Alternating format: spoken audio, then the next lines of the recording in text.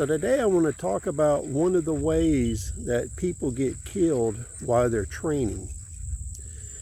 And I've seen this occur several times over the last 40 years. And everybody talks about safety and training and farm training and wilderness training and getting out and working, which I agree with. And I saw a really good video from Northwest Scout where he talked about 10 tips for training. They were all good. And I would like to add one tip. One of the best ways to avoid dying during training is to beware of other people in remote locations. Because the simple fact of the matter is, I've seen several cases where people were killed for their firearms and their gear. And one case was in Florida where a guy was shooting 2 Weatherby rifles and 3 people at a remote range killed him and took his rifles. There was a lot of cases when I used to hike the Appalachian Trail where campers were killed for their gear and robbed for money, which is pretty common.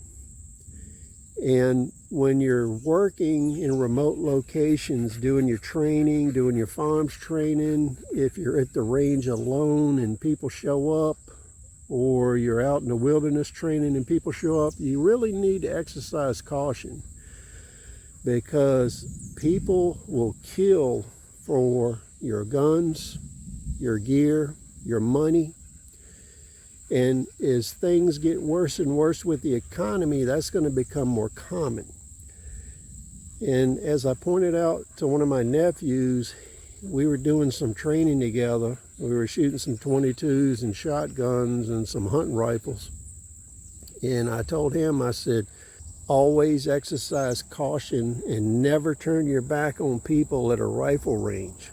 Because in our area, most of these sites are remote, and a lot of times you'll be there by yourself. And if you see people you don't know, be cautious. They will kill you for your gear. So the second part to this tip is, when possible, train in pairs or groups. My brother and I, we used to do a lot of training and shooting together at remote ranges, and the strangest people would show up at times.